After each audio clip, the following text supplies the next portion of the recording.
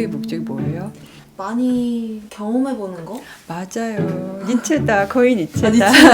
인생의 목적이 경험이고 나를 아는 거라면 실패도 적극적으로 해봐야 되는 거죠. 네. 82세 되신 저희 수강생이 60, 70 되시는 분들을 지칭하시면서 걔네들은 어리니까 그렇지라고 60, 70, 80대도 이 마음 그대로겠구나.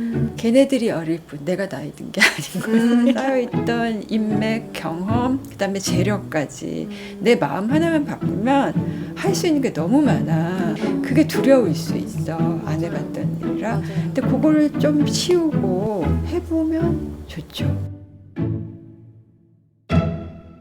여러분, 바느질 방법 중에 홈질이라고 아시나요? 저에게는 이 홈질로 직접 옷을 만들 수 있는 방법을 가르쳐준 손바느질 선생님이 있는데요. 선생님의 이름은 낙낙이에요. 낙낙은 그림을 그리고 바느질을 하고 요가를 하고 글을 쓰고 책을 읽고 산책을 하며 살아가고 있어요. 그 중에서 그림, 요가, 바느질은 직접 가르쳐 주기도 해요. 근데 대단한 기술을 가르쳐 주지는 않고요. 즐겁게 그림을 그릴 수 있도록 힘 빼고 편안하게 요가를 할 수 있도록 홈질처럼 느슨하게 가르쳐 주어요. 낙낙은 홈질에 대해서 이렇게 표현했어요. 힘 빼고 편안하게 또박또박 걸어가는 발걸음이라고요. 문득 낙낙의 삶은 홈질 같은 삶이 아닐까 하는 생각이 들었어요. 많은 일들을 하지만 딱 즐길 수 있는 정도로만 힘을 주고 자기다운 방식으로 일을 하며 또박또박 차근차근 살아가는 삶. 낙낙이 홈질하듯 살아가기 때문에 홈질로 바느질을 하게 된 것일까요? 아니면 홈질로 바느질을 하기 때문에 삶도 홈질하듯 살아가게 된 걸까요? 궁금해만 하지 말고 낙낙에게 직접 물어봐야겠더라고요. 어쩌다가 이렇게 살게 되었는지 말이에요. 우선 스스로에게 지어준 이름인 낙낙에 대해서 물어보고 싶었어요. 왜 이름을 낙낙이라고 지었나요? 락자를 좋아해요. 희노애락 할 때 락 맞죠? 예, 맞아요. 락은 즐거움이잖아요. 낙낙은 즐겁잖아요. 또 한국말로 낙낙하면 넉넉하다, 낙낙하다, 옷도 이제 꽉 끼지 않고 낙낙하다라고 얘기하잖아요. 그런 느낌까지 다 합쳐져서 낙낙이 좋은 것 같아요. 낙낙은 이름 그대로 즐거운 삶을 지향하고 있어요. 훌륭한 결과를 내지 않아도 돈이 되는 일이 아니어도 그냥 좋아하는 일을 하면서요. 낙낙이라는 이름의 의미도 알게 되었으니 이젠 제가 정말로 궁금해했던 거를 물어보기로 했어요. 낙낙은 어떻게 적절히 힘을 빼면서도 자기만의 길을 걸어갈 수 있었나요? 저는 이렇게 뭔가를 할 때 뭘 해야지 뭐 이런 다짐 별로 한 적 없는 것 같아요. 그냥 되는 대로 쭉 왔던 것 같고 무엇을 쫓으려고 애쓰거나 하지 않았고 물은 어디든 흘러가잖아. 목적 지향이어서가 아니라 가다 보니 바다, 뭐 가다 보니 어디라고 저는 생각이 들어요. 그래서 작정이 있어서 가는 게 아니라 뭐 돌이 이렇게 있으면 피해가고 뭐가 있으면 이렇게 돌아가고 그렇지만 가는 게 물인 것 같아요. 그래서 뭐가 되겠다 이런 생각 거의 없이 그냥 되는 대로 살아요. 낙낙은 뭘 하겠다고 계획하고 단계별로 성취하면서 살아가는 것이 아니라 그냥 지금 할 수 있는 것을 차근차근 천천히 해나가면서 살아왔어요. 정해진 목적이나 방향 없이 물처럼 유유히 살다가 자신에게 다가오는 기회를 발견하면 그쪽으로 방향을 틀어서 자연스럽게 흘러갔대요. 기회가 암만 내가 끌어잡으려고 해도 안 돼. 사실은 여러 가지 조건이나 뭐 이런 게 무르익거나 성숙하지 않으면 근데 그게 맞았던 거죠. 그래서 억지로 하면 안 된다는 걸 좀 일찍 알았던 것 같아요. 그냥 천천히 오래 준비하면서 스탠바이 상태로 있는 거. 마음을 먹고 스탠바이 상태로 있으면 큐가 떨어졌을 때 언제든지 액션할 수 있는 그런 게 되는 것 같다는 생각은 들어요. 그래서 그렇게 기다리고 준비하면서 조급하지 않은 거 그렇게 흘러가게 물처럼 흘러가게 뭐 이렇게 막 힘차게 뭘 하는 에너지도 없었고 그래서 이제 바느질도 그렇게 하다 보니까 바느질 선생님이 되어간 거예요. 낙낙의 바느질 수업은 되게 독특해요. 뭘 하라고 가르쳐주는 것보다 뭘 하지 말라고 가르쳐주는 게 훨씬 더 많거든요. 기술을 완벽하게 익히려고 애쓰지 말고 내 눈앞에 있는 한 땀 한 땀에만 정성을 들이라고 했어요. 두 손 두 발이 나오기만 하면 옷이 되니까 그냥 한번 해봐요 라는 낙낙의 말이 처음엔 얼마나 당황스러웠는지 몰라요. 하지만 낙낙의 바느질 수업을 통해서 내 눈앞에 있는 것에 정성을 다한다면 너무 애쓰지 않아도 무언가가 완성될 수 있다는 것, 그리고 그 과정은 꽤 즐겁다는 것을 알게 되었어요. 낙낙의 바느질 수업은 완벽하고 싶다는 강박을 가진 저에게 그러지 않아도 된다는 깨달음을 선물해 주었답니다. 저는 낙낙에게 물어보았어요. 낙낙은 어쩌다가 이런 바느질 수업을 하게 된 거예요? 남들이 그냥 하는 대로 하지는 않았던 것 같아요. 뭘 했을 때 이걸 왜 하지? 이걸 어떻게 하지? 어떻게 하는 게 좋지? 어떻게 하는 게 가장 자연스럽고 더 좋은 걸까? 하는 생각을 계속해서 옷 만들 때도 옷을 이렇게 만들어서 입으면 되는데 왜 다들 옛날엔 입었잖아. 근데 지금은 안 그런 거는 이유가 뭐지? 그러면은 그 사이길을 좀 찾아보고 했더니 그거에 또 맞아라고 동의해 주시는 분들이 있어서 어떤 그 바느질 그룹을 만들고 책도 만들고 책을 만들었더니 만나기도 하고. 그러니까 낙낙은 일단 가벼운 마음으로 시도를 해보고 그 다음에 스스로에게 묻고 또 물었던 거예요. 옷은 어떻게 만들면 좋을까? 그림은 어떻게 그리면 좋을까? 글은 어떻게 쓰면 좋을까? 남들이 하는 방식을 그대로 따라하는 게 아니라 어떻게 해야 내가 가장 자연스러울 수 있고 마음이 편안할 수 있을지 그 방법을 고민하고 또 궁리했어요. 무엇을 할까 말까에 대한 고민은 적게 하고 어떻게 하면 나다운 방식으로 일을 할 수 있을까에 대한 고민은 충분히 오래 하기. 낙낙의 방식 되게 좋은 것 같지 않아요? 저는 낙낙의 이야기를 들으면서 처음으로 스탠바이라는 단어를 찾아보게 되었는데요. 스탠바이란 방송 준비가 끝났음을 알리는 신호라고 해요. 그러니까 낙낙이 말하는 스탠바이 상태란 액션하지 못하는 상태가 아니라 액션할 수 있지만 때를 기다리는 상태를 의미하는 것 같아요. 그동안 저는 스탠바이 상태를 인식하지 못하고 살아서 액션 상태만 의미 있다고 생각하고 액션하지 않는 상태를 불편해하곤 했어요. 하지만 나는 지금 스탠바이 상태에 있다. 언제든지 때가 오면 액션할 준비를 하는 중이다. 라고 생각을 하니까 마음이 한결 여유로워지더라고요. 낙낙은 그 여유로움으로 어디로든 흘러갈 수 있었어요. 나의 성향을 거스르지 않은 일은 하고 싶죠. 제가 좋아하는 니체의 말 중에 그런 게 있어요. 인생의 목적이 뭐예요? 많이 경험해보는 거? 맞아요. 니체다. 거의 니체다. 인생의 목적이 행복이다. 뭐 이렇게 말씀 많이 하시죠. 근데 행복이 아니고 니체가 그렇게 얘기했어요. 그러니까 나를 아는 것. 나를 알려면 많은 거를 경험해봐야지 나를 알 수 있잖아. 그래서 실패하는 게 불행하기 때문에 근데 실패는 안 돼라고 얘기할 수 있지만 인생의 목적이 경험이고 나를 아는 거라면 실패도 적극적으로 해봐야 되는 거죠. 안 갔던 곳에 가보고 새로운 사람을 만나고 하면 나를 더 많이 알게 됐잖아요. 그러니까 어떤 사람이랑 만나면 항상 이런 식의 패턴만 보이는데 영 이상한 사람 만나면 나의 안 보이던 다른 패턴이 드러나죠. 그게 내가 아닌 게 아니라 나의 다른 모습인 거잖아요. 그래서 경험 많이 하고 하는 게 나를 아는 데는 최고인 것 같아요. 낙낙은 최근에 아무 연고 없이 강릉으로 이사를 왔는데요. 그것도 참 놀라웠어요. 저는 사실 이런 생각을 가지고 있는데요. 나이를 먹을수록 내가 좋아하는 것이나 싫어하는 것이 확실하게 또렷해지니까 완전히 새로운 터전에서 사는 것이나 완전히 새로운 일에 도전하는 것이 더 두렵고 더 어려워질 거라고요. 하지만 50대를 살아가는 낙낙은 20대를 살아가는 저만큼이나 아니 저보다 더 새로운 일에 도전하는 것에 거침이 없어 보였어요. 그래서 저는 낙낙에게 물어보았어요. 나이가 들면 새로운 일에 도전하는 것이 좀 어려워지지 않나요? 제가 이제 자기 확신 같은 게 별로 없는 부분이 커서 그런 것 같아.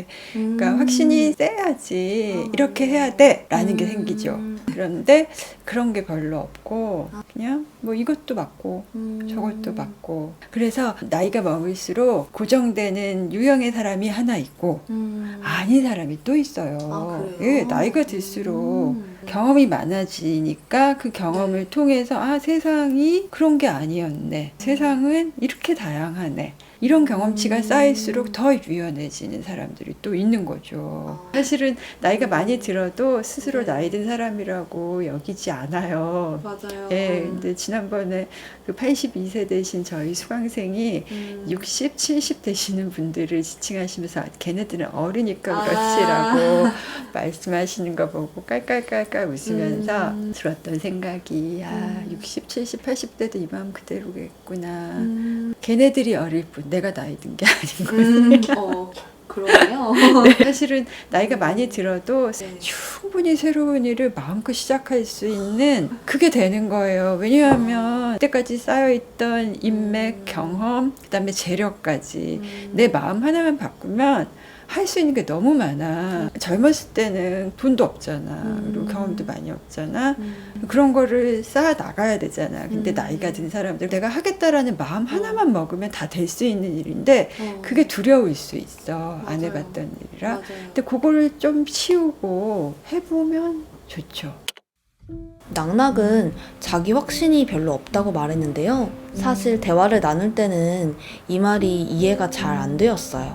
자기 확신이라는 단어와 자기 믿음이라는 단어가 헷갈렸거든요. 새로운 시도를 하려면 자신에 대한 자신감 내지 믿음이 있어야 되잖아요. 그러니까 낙낙이 말하는 자기 확신은 나를 한계 짓는 생각을 의미하는 것 같아요.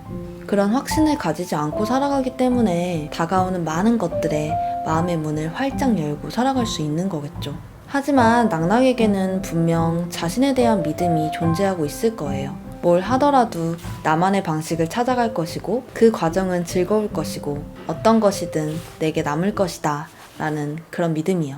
그럼 이쯤에서 시도에 따르는 실패에 대해서 언급하지 않을 수 없을 것 같아요. 시도를 많이 한다는 것은 그만큼 실패도 많이 경험한다는 거잖아요. 하고 싶은 걸 시도하고 열심히 노력했지만 아무리 해도 잘 되지 않아서 접어야 했던 일 다들 하나쯤은 있으시죠? 그런 일은요, 왜 아무리 해도 안 될까 하는 좌절을 안겨주기도 하고요. 안 되는 걸 왜 그리 오랫동안 붙잡고 있었을까 하는 후회를 안겨주기도 해요. 시도의 끝에 결국 실패라고 이름 붙이기로 결정했을 때 밀려오는 좌절과 후회, 허탈감과 실망 같은 부정적인 감정들을 낙낙은 어떻게 다뤄왔을까요? 그 후회라는 감정에 안 머무르는 것 같아. 별로 마음에 담아두지는 않는 것 같아. 그럴 수밖에 없었다라고 생각하는 편인 것 같아요. 그게 나를 발목 잡게 하지 않으려고 하는 것 같아요. 할 수 있는 건 하면 되고 근데 못하는 거는 길을 써봤자 안 되는 거잖아. 초등학교 때 이제 피아노 학원에 갔는데 2달인가 다니고 이제 그만뒀는데 왜냐하면 선생님이 그렇게 뭐라 그러시는 거예요. 너만큼 못하는 애가 없다는 거야. 근데 이제 아쉬움이 있으니까 어른이 돼서 시도를 했어요. 시도를 했는데 안 되더라고요. 그래 그냥 딱 포기하고 길을 써도 안 되는 거는 에너지를 낭비하는 거잖아. 그런 건 안 하는 게 맞구나라는 게 이제 생겨지죠. 그런 거를 잘 파악해서 안 되는 건 안 할 수 있어야 돼요. 예, 그래서 후회하지 않죠. 그런 게 지혜인 거야. 내가 정말 하면 되는 것과 해도 안 되는 거를 잘 파악하는 거 쉽지 않죠. 그래서 후회가 잘 안 된 것에 대해서 후회할 거 없고 내가 해봤으니까 됐다라고 생각하고 머무르지 않으려고 해요. 낙낙은 해도 안 되는 걸 파악하는 것도 좋은 경험이라고 말했어요.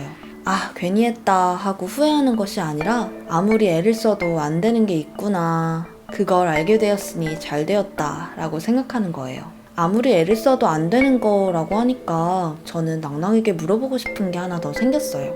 저는 병드는 육체에 대한 불안이 있어요. 몸이 아프면 마음도 약해지고 생활의 제약도 많아질 텐데 내가 어찌할 수 없는 병을 자연스럽게 받아들이면서 살아갈 수 있을지, 내가 어떤 상태이든지 스스로를 긍정하면서 살아갈 수 있을지 잘 모르겠거든요. 그래서 낙낙은 나이를 먹으면서 약해지는 몸을 어떻게 느끼고 있는지 물어보았어요.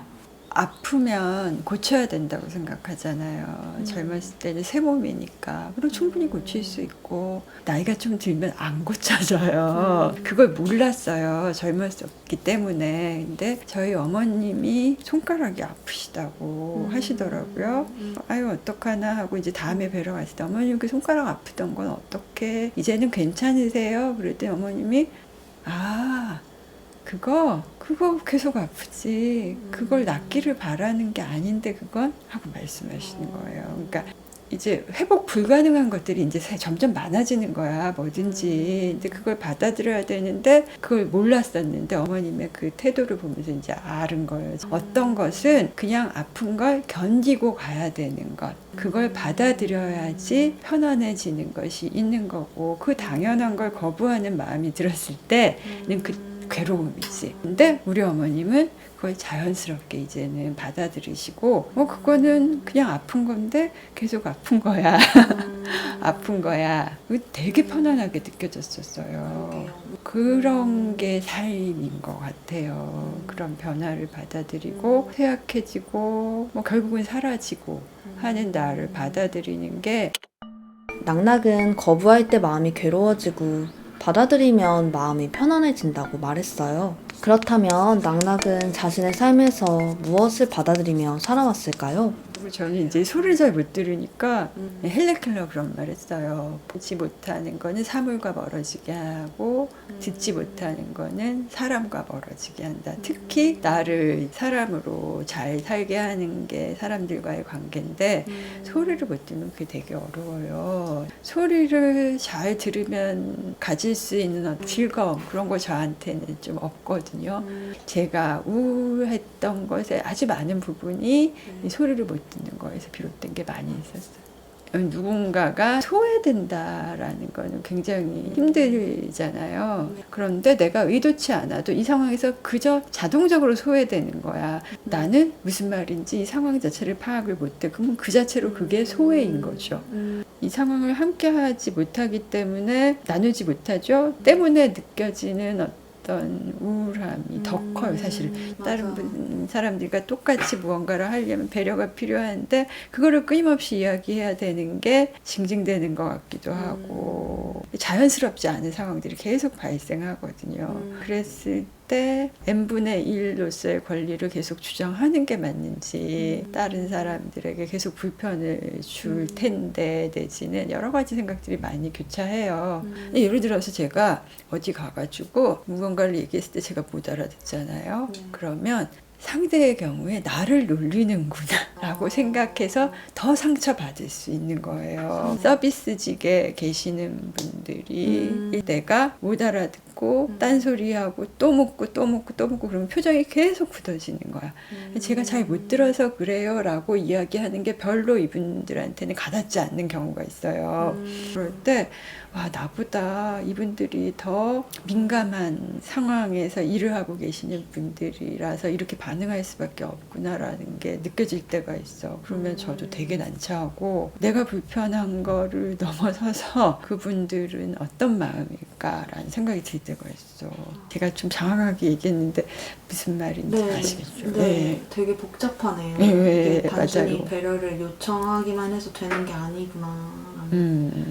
그래. 그래서 이거는 이제 제가 느끼는 내가 아는 세계가 요만큼인데 우리가 모르는 이런 뭐가 얼마나 많겠어. 그쵸? 네, 뭐 하여튼 어쩔 수 없으니까 장애를 가진 분들은 장애 정도가 다양하고 너무 많잖아요. 그런데 이 정도로 지낼 수 있는 거는 정말 그런 분들에 비하면 스타처럼 가벼운 장애일 거예요.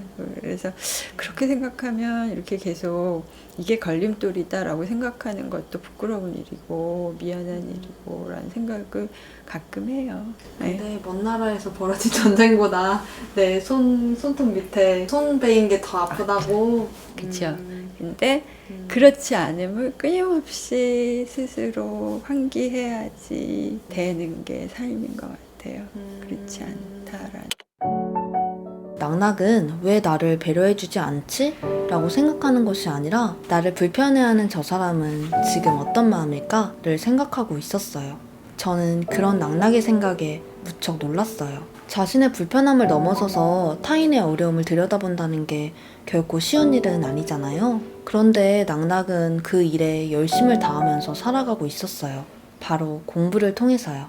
방금도 내 손톱 밑에 낀 가시가 아프잖아. 그거는 내가 일상적으로 계속 느끼고 있으니까 아파라고 하니까 안 까먹지만 더 큰 아픔 앞에 있는 사람들은 계속 환기하지 않으면 내가 느낀 고통이 아니니까 까먹잖아요. 그런 거를 할 수 있는 방법이 여러 가지가 있는데 이제 저 같은 경우는 책을 읽으면 그게 되지 않았나라는 생각이 들어요. 그래서 논어의 첫 장이 그거예요. 배우고 또 익히면 즐겁지 아니한가. 그리고 이어지는 얘기는 뭐 멀리서 친구가 찾아오면 즐겁지 아니한가. 그다음에 그 다음에는 누가 나를 알아주지 않아도 성내지 않으면 군자가 아닌가. 뭐 이렇게 제가 그렇게 살려고 했던 것 같아.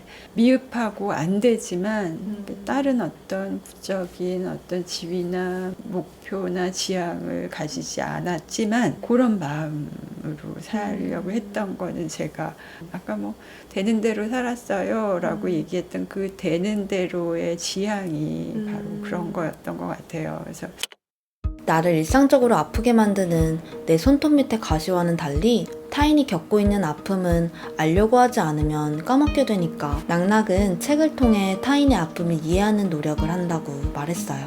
순간 뒤통수를 맞은 것 같았어요. 나는 요즘 어떤 공부를 하고 있지? 하는 생각이 들었거든요. 세상에는 너무 많은 공부가 있죠. 전문성을 높이기 위한 공부도 있고, 나를 알아가기 위한 공부도 있고, 갈등을 해결하기 위한 공부도 있어요. 그런데요, 여러분은 타인의 어려움을 이해하기 위한 공부는 얼마나 하고 계신가요? 타인의 사정을 알지 못하면 어떤 행동으로 상처를 주거나 혹은 아무런 행동을 하지 않아서 상처를 줄 수도 있어요. 무지도 폭력이 될 수 있는 거죠. 그래서 우리는 타인을 배려하기 위한 공부를 해야 한다고 생각해요. 타인을 배려하는 마음은 사실 나를 배려하는 마음이기도 해요. 내가 먼저 이해하려고 노력을 하지 않는다면 타인에게 나에 대한 이해를 기대할 수도 없겠죠. 삶은 혼자 살아가는 게 아니라 함께 살아가는 거잖아요. 내가 잘 살기 위해서는 타인이 잘 살 수 있게 도와야 하는 건 당연한 일이 아닌가 싶어요. 타인을 잘 돕기 위해서는 타인의 어려움을 들여다보아야 하는 것이고요. 저는 마지막으로 낙낙에게 앞으로 어떻게 살아가고 싶은지 물었어요. 지금처럼 살게 될 거고요. 내일 어떻게 될지 잘 모르겠지만 지금 최적의 선택, 내가 할 수 있는 최적의 선택을 하면서 정성껏 살면 대충 정성껏 사는 게 뭐예요? 정성껏 진심으로 사과를 깎을 때는 사과만 깎고 차를 마실 때는 차만 마시고 무얼 할 때 마음을 쏟아서 하면 계속 새롭고 좋은 길이 내 앞에 나올 거고요. 그렇게 했을 때 안 되는 건 사람의 힘으로 어떻게 할 수 있는 게 아니에요. 그래서 나한테 뭐 대단한 불행이 닥친다면 맞아야 될 거고 좋은 일이 조금씩 생기면 작은 거라도 기뻐하고 그렇게 살려고 하는 게 맞는 것 같아. 여러분들은 낙낙의 이야기를 어떻게 들으셨나요? 낙낙은 한편으로는 단순하고 한편으로는 복잡해요. 수많은 경험과 공부를 통해서 자신에게 불필요한 것은 덜어내서 단순해지고 자신에게 필요한 것은 더해서 복잡해졌을 거예요. 이 모든 선택들이 낙낙을 만들었을 거예요. 저는 낙낙이 가볍고 단순한 마음으로 마음껏 시도하는 모습이 좋았고 무겁고 복잡한 마음으로 타인의 사정을 헤아리는 모습도 좋았어요. 낙낙과 대화를 나눈 뒤 지금 저에게 불필요한 것이 무엇일지 먼저 생각해 보았어요. 저에겐 그것이 걱정인 것 같아요. 저는 워낙 계획적인 사람이라서 느닷없이 닥치는 불행을 두려워했는데요. 그것에 대해서는 그냥 걱정하지 않기로 했어요. 걱정이 생기면 일단 도리도리 하면서 무한 긍정 마인드를 장착해 보기로 했어요. 이 부분에선 한없이 단순해지는 태도가 필요한 것 같아요. 그리고 그렇게 아낀 에너지를 타인을 이해하는 데 쓰려고 해요. 내가 몰랐던 타인의 어려움을 알아가려는 노력을 좀 더 열심히 해보려고요. 그런 의미에서 저에게 수시로는 참 특별해요. 타인을 나이와 성별의 조합으로 만들어진 전형적인 이미지로 보는 것이 아니라 오롯이 그 사람이 들려준 이야기만으로 그 사람을 깊이 들여다보게 하거든요. 그렇게 이야기를 들으면요. 그 사람의 반짝이는 부분이 제 안에 어느 구석으로 들어와서 저를 좀 더 나아지게 만들어요. 여러분들은 수시로의 이야기를 어떻게 받아들이고 계시나요? 여러분들께도 부디 좋은 변화가 생겼으면 좋겠습니다. 오늘도 이야기에 함께 해주셔서 정말 감사해요. 다음 이야기에서 또 반갑게 인사 나눠요.